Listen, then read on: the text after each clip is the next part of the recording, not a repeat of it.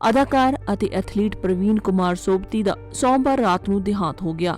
ਅਸ਼ੋਕ ਵਿਹਾਰ ਸਥਿਤ ਆਪਣੀ ਰਿਹਾਇਸ਼ ਤੇ ਆਖਰੀ ਸਾਹ ਲਿਆ।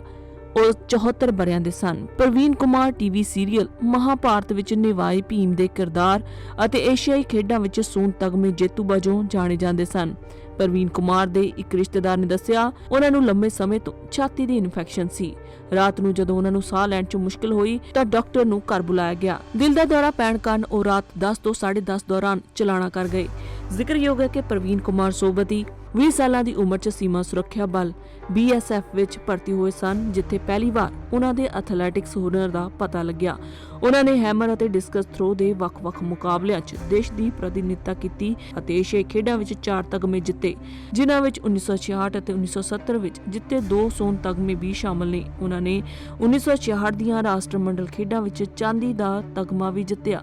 ਇਸ ਤੋਂ ਬਾਅਦ ਪ੍ਰਵੀਨ ਕੁਮਾਰ ਨੇ ਅਦਾਕਾਰੀ ਦੇ ਖੇਤਰ ਆਪਣਾ ਕਰੀਅਰ ਸ਼ੁਰੂ ਕੀਤਾ ਅਤੇ 1988 'ਚ BR ਚੋਪੜਾ ਦੇ ਟੀਵੀ ਸੀਰੀਅਲ 'ਚ ਮਹਾਭਾਰਤ ਭੀਮ ਦੀ ਭੂਮਿਕਾ ਨਿਭਾ ਕੇ ਪ੍ਰਸਿੱਧੀ ਹਾਸਲ ਕੀਤੀ।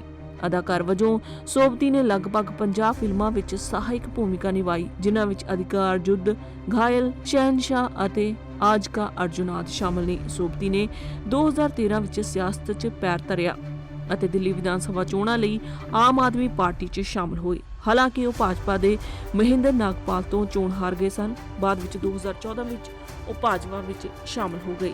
ਪ੍ਰਵੀਨ ਕੁਮਾਰ ਦੇ ਪਰਿਵਾਰ ਵਿੱਚ ਪਿੱਛੇ ਪਤਨੀ, ਬੇਟੀ, 2 ਛੋਟੇ ਭਰਾ ਤੇ ਇੱਕ ਭੈਣ ਹੈ। ਇਸ ਦੌਰਾਨ ਟੀਵੀ ਤੇ ਫਿਲਮ ਜਗਤ ਨਾਲ ਜੁੜੀ ਹਸਤੀਆਂ ਨੇ ਪ੍ਰਵੀਨ ਕੁਮਾਰ ਦੇ ਅਕਾਲ ਚਲਾਣੇ ਤੇ ਦੁੱਖ ਦਾ ਪ੍ਰਗਟਾਵਾ ਕੀਤਾ।